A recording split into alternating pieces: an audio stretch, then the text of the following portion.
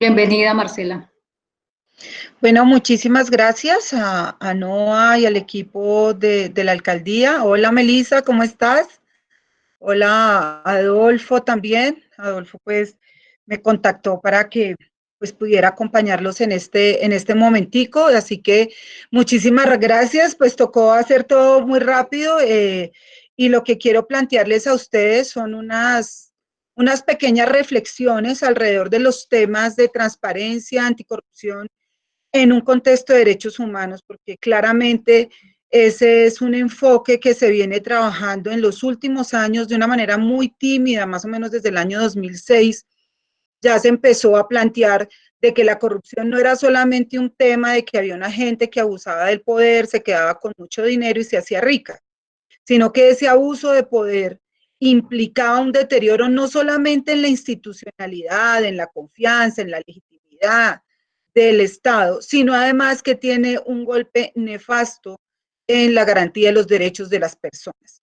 Entonces, ese vínculo que se ha venido trabajando muy tímidamente desde el año 2006 hasta el año 2009, hoy día es sin lugar a dudas el vínculo. Hoy no se habla de lucha contra la corrupción, ni tampoco se puede hablar de garantía de derechos humanos sin juntar estas dos agendas, porque definitivamente es determinante tenerlas ahí, mirarlas desde esa perspectiva.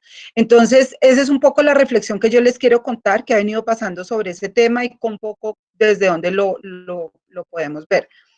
Para ayudarme un poco, bueno, contarles que yo soy socióloga de la Universidad del Valle. Trabajé muchos años, mi origen está allá en el Valle del Cauca y trabajé muchos años con la Corporación Transparencia por Colombia, primero con Foro en el Valle, luego con Transparencia por Colombia aquí en Bogotá y ahorita, hace un mes, estoy iniciándome como presidenta ejecutiva de la Fundación Foro Nacional por Colombia. Entonces, todavía estoy en ese tránsito entre transparencia, mi casa durante casi 14 años, y esta llegada a Foro, que ha sido también mi casa todo el tiempo. Entonces, quiero compartirles una presentación que hice. Quiero pedirles el favor de que si de pronto Noah o alguien de su equipo me puede avisar cuando falten unos 5 minutitos, ¿sí? Porfa. Yo de todas maneras trato de estar aquí juiciosa con el tiempo, pero ustedes saben que uno se emociona hablando de esto. Entonces, para prevenir esa. Entonces, ¿están viendo la pantalla? ¿Sí? ¿Se está viendo la pantalla de la presentación? No, La está bien. espérate, que es que no le di el permiso. Sí, no le di el permiso. Okay. Listo, perfecto.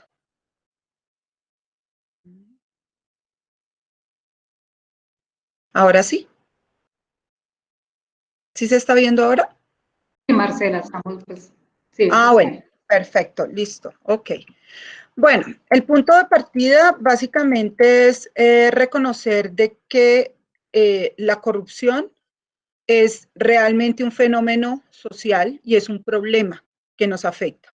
Es decir, afortunadamente hoy día superamos esa lectura tradicional o digamos más bien setentera que decía que la corrupción, estoy poniendo aquí mi cronómetro para ir midiéndome el tiempo, que la corrupción pues era una característica más de los países que tenían un estado democrático incipiente o una institucionalidad de bajo desarrollo y entonces que pues que había que un poco soportar esa característica y como continuar, que la vida sí continuaba. Lastimosamente, pues eso, la muestra que nos ha dado es que es un problema bastante profundo, es un fenómeno que afecta, como lo decía al principio, la institucionalidad pública, pero también la calidad de vida de la gente y que está relacionada con los otros problemas, es decir, reconocer cuando la corrupción es causa o consecuencia es bastante complejo, porque dada, digamos, el crecimiento de este fenómeno ya se interrelaciona de una manera muy dramática con otros sistemas criminales y de legalidad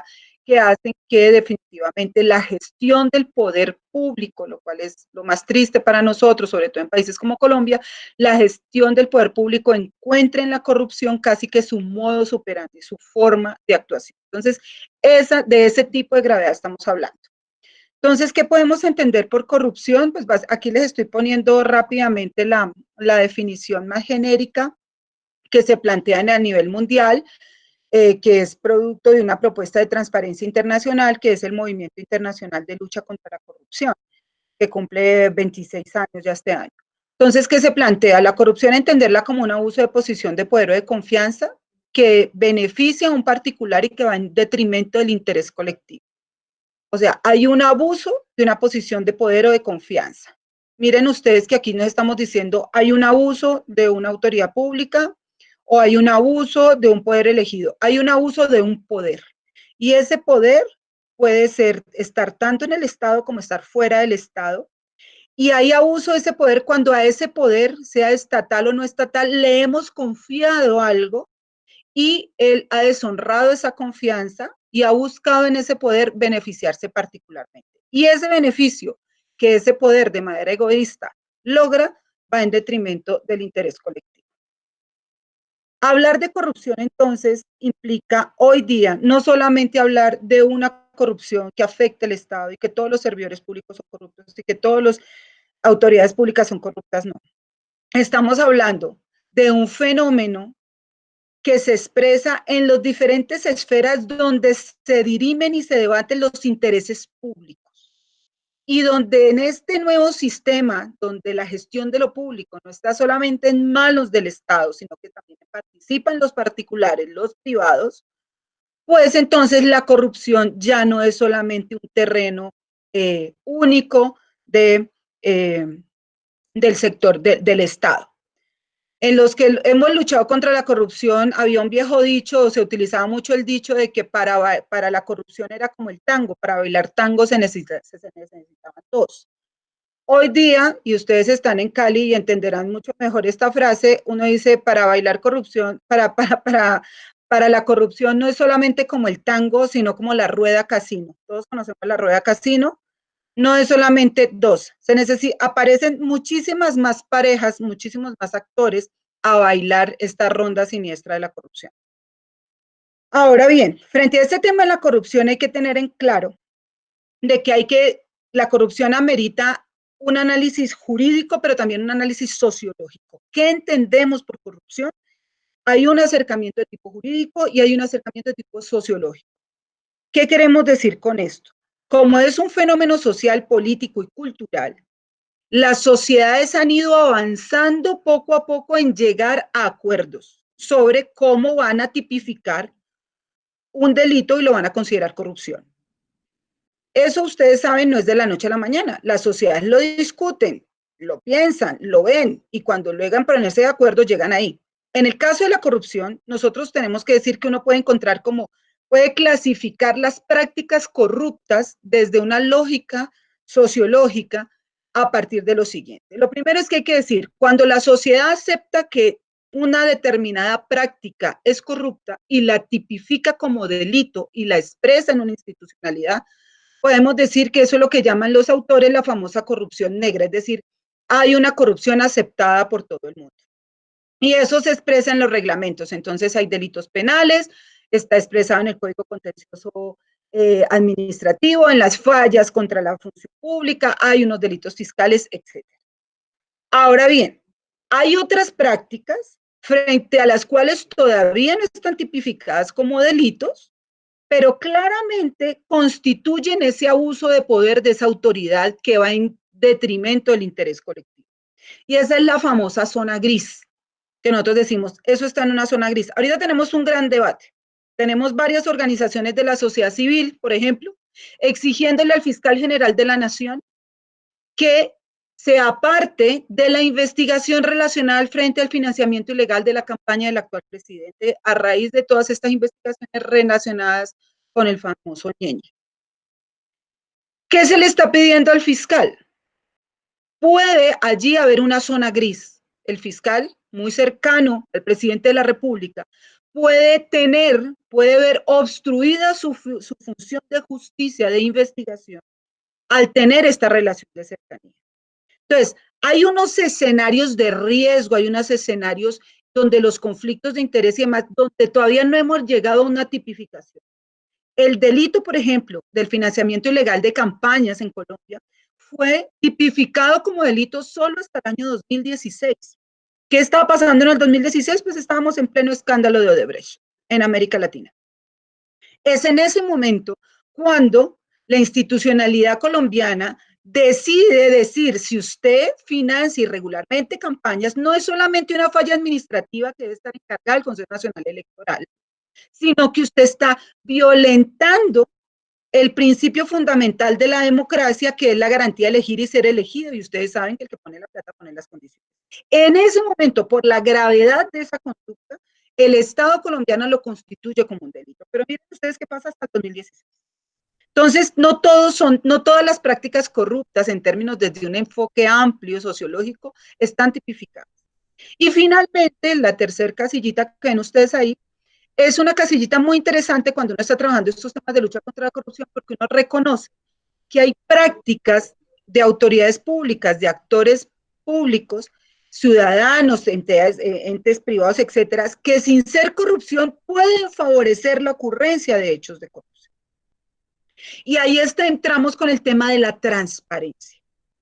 Entonces, la transparencia en sí misma no es la antítesis de la corrupción. La transparencia es un discurso, si ustedes lo quieren, positivo, una acción positiva que busca generar condiciones favorables para la lucha contra la corrupción, que busca generar condiciones favorables para el ejercicio de la integridad en el uso del poder, pero en sí misma no es anticorrupción, y eso hay que tenerlo muy claro. Cuando nosotros vamos a formular una política pública anticorrupción, no podemos decir que como tenemos una página web, como publicamos todos nuestros documentos, ya tenemos solucionado el problema. No, no, no. Una cosa es generar prácticas favorables a la lucha contra la corrupción y entonces decir, vamos a ser transparentes, vamos a garantizar el acceso a la información, vamos a permitir el escrutinio público, vamos a garantizar la participación ciudadana, sino que además si voy a luchar contra la corrupción tengo que buscar medidas mucho más fuertes porque, como lo vengo diciendo, la corrupción está tipificada también en delitos. Esto hace entonces que en el caso colombiano nosotros tengamos que reconocer que tenemos una corrupción muy grave, una corrupción que está catalogada como estructural y sistémica, es decir, no es un hecho aislado, no es una región del país, no es cierto tipo de personas, sino que los valores, las prácticas que configuran el acto de corrupción están atravesando la vida política, la vida económica, la vida social, la vida comunitaria del país. Y eso ha llevado a que la corrupción se exprese de manera dramática, primero en ese círculo grande que ven ustedes ahí en el centro, en lo que hoy día el debate conceptual que hay entre la macrocorrupción, la captura del Estado, es decir, cómo los grandes poderes egoístas logran capturar la institucionalidad estatal y ponerla a funcionar a favor de estos intereses corruptos.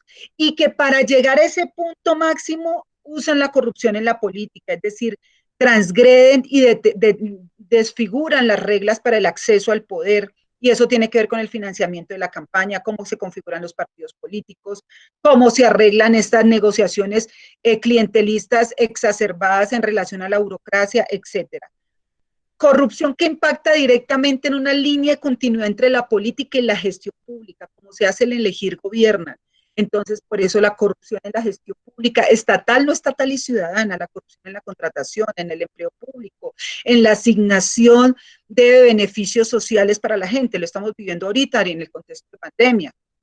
Corrupción en la justicia, cuando no solamente encontramos este fenómeno de abuso que obstaculiza el acceso a la justicia, sino que además por dentro se diseña un aparato de justicia al servicio de los corruptos de tal manera que la exposición a la pena por parte de los corruptos sea menor. Es decir, incurren en hechos delictivos, en hechos criminales y no son sancionados, no son juzgados. Entonces, ahí hay una corrupción directamente afectando el aparato de justicia.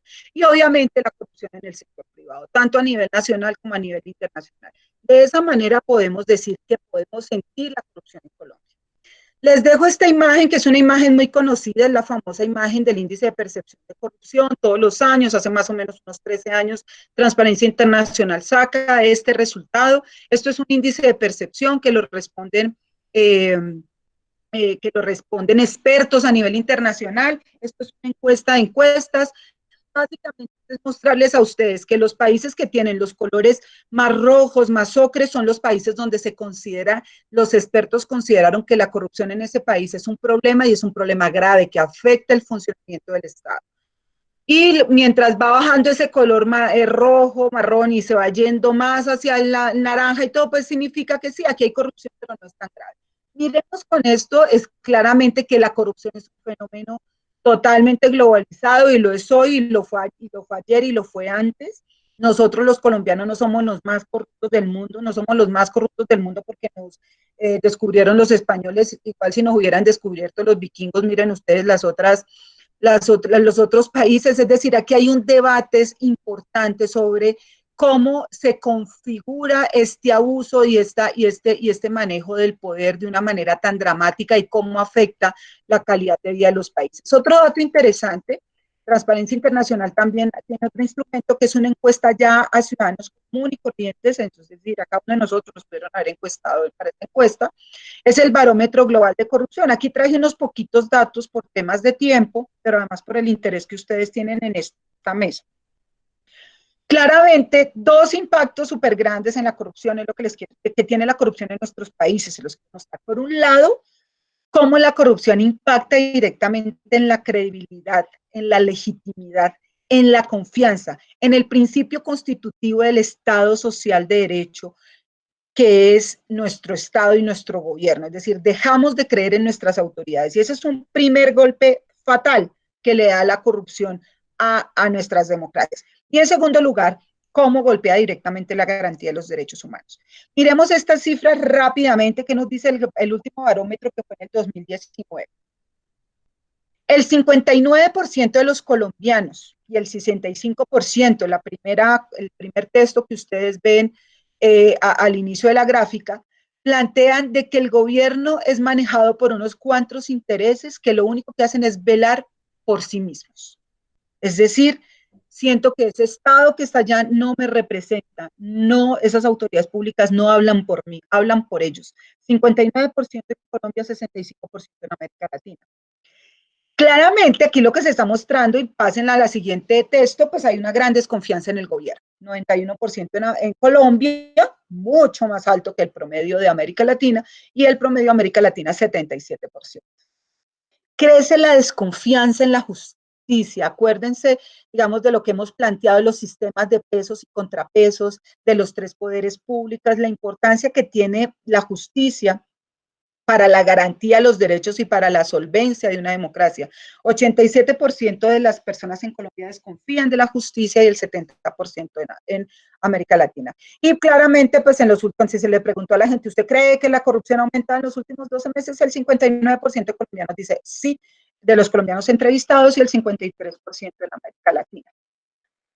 Esta pregunta la conocemos mucho porque se repite en varias y el barómetro, en varias encuestas, y el barómetro también lo hace. Y es que, bueno, de toda esta gente, ¿qué tanto usted cree que estas personas son corruptas? Esta institucionalidad que solventa y sostiene la democracia. Esta gráfica, pues ustedes pueden ver ahí un crecimiento casi que tendencial, es decir, del año 2017 al 2019, la gente le aumentó la desconfianza en esta institucionalidad, pues en el presidente, en los miembros del Congreso, en los empleados públicos. Miren ustedes cómo crece de una manera dramática, muy fuerte el tema del Congreso, cómo crece esa cantidad. Ejecutivos de empresas, miren cómo en el 2017 el 25% no confiaba en los ejecutivos de las empresas, pues en el 2019 es el 36%. El impacto de todas las investigaciones que se están haciendo sobre corrupción y que vinculan al sector privado claramente está develando la máscara de cuando el sector privado decía, yo no tengo nada que ver con eso, es que a mí me toca, no, están directamente involucrados. Pero uno de los crecimientos que quiero ponerle mayor atención, miren ustedes la línea de jueces y magistrados. Es una línea que crece de manera preocupante. Del 2017, del 37 al 47%. Es decir, la pérdida de confianza en la justicia se explica y se ratifica en esta pregunta. Y termino con esto, el barómetro se le pregunta a la gente que ha tenido relaciones con entidades públicas si le ha tocado pagar soborno. Aquí en Colombia el soborno, el índice de soborno es bajito en comparación a otros países como México o países como la India. Nuestro índice de soborno es más bien bajito. Sin embargo, estos datos son interesantes para ver dónde en Colombia la gente está pagando más sobornos. Esto es de la gente que encuestaron y le dijeron, ¿usted utilizó servicios públicos? Y la persona dice, sí. Y en ese servicio público le tocó a usted pagar un extravalor ilegal, y la persona dijo, sí, este es el porcentaje que ustedes ven allí. Miren la última línea. En jueces viene creciendo el soborno a la justicia. En Colombia pasando del 11 al 12%.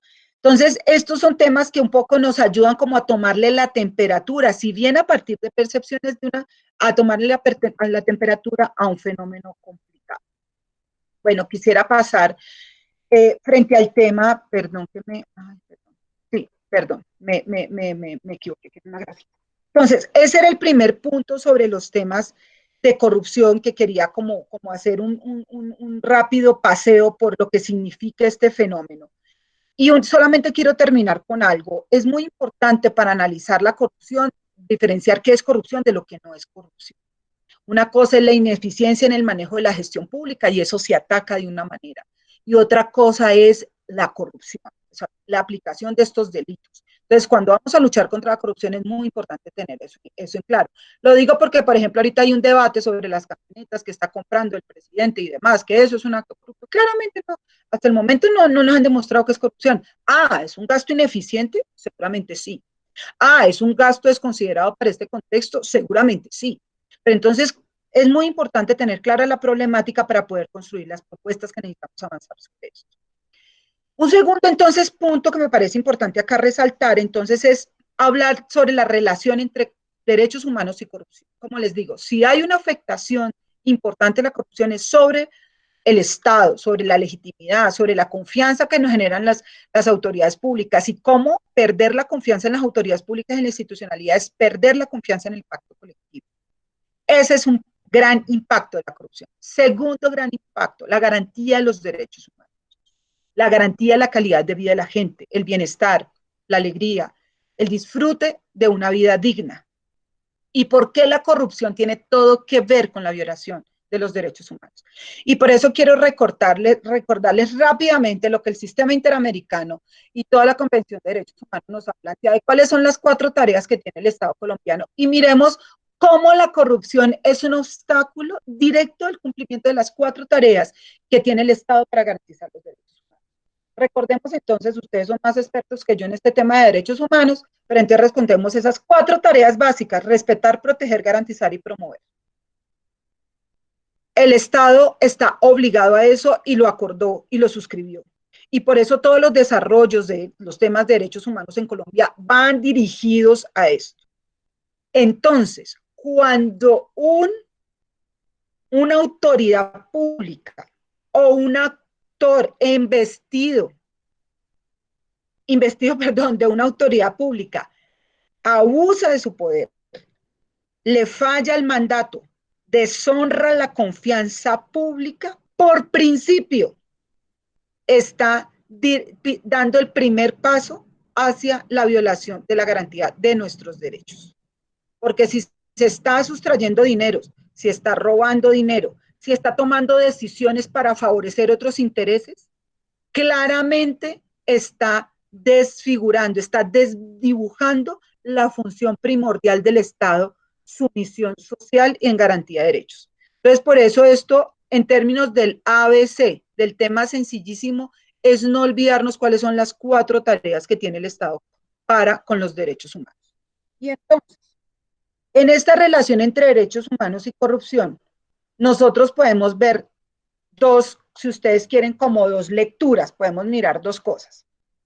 Claramente, hay unas prácticas corruptas que violan directamente el derecho. Es decir, esto es lo que llaman la relación directa entre corrupción y violación de un derecho. Ahí les pongo un ejemplo. Sobornos para el acceso a la justicia o a bienes y servicios del Estado. Yo soy represento una familia que tiene condiciones de vulnerabilidad y exclusión. debo acceder a un subsidio, a uno de los programas, por ejemplo, que se están dando ahorita en términos de pandemia. En el momento que a mí me ponen a pagar un soborno para poder acceder a eso, hay una relación directa entre práctica corrupta y violación de un derecho. Las familias, por ejemplo, que tienen que llevar los certificados de que sus hijos están estudiando para que les den ¿cómo es que se llama? El financiamiento condicionado, el subsidio condicionado. Estas familias, cuando van a reclamar ese certificado y una entidad educativa, como en algún momento me tocó trabajar con organizaciones que hacíamos veeduría social a esos temas, nos dimos cuenta que habían colegios que le cobraban a esta familia y ahí inmediatamente hay una violación directa de un derecho. Pero la otra lectura es cuando, si ustedes lo quieren, la mirada indirecta. Cuando hay una práctica corrupta que conduce a la violación del derecho, aunque en sí misma no viole el derecho. Entonces, por ejemplo, hay un soborno, hay un pago extralegal a un funcionario, por ejemplo, del INVIMA, para que dé una licencia de un medicamento o de un alimento y esto lo hacen para favorecer el trámite. Directamente en ese preciso instante en que se da el hecho no se está violando un derecho, pero claramente el resultado sí va a ser la violación de un derecho, porque si por ejemplo le dieron una licencia a un medicamento que no tiene las especificaciones técnicas ni científicas que se requieren para curar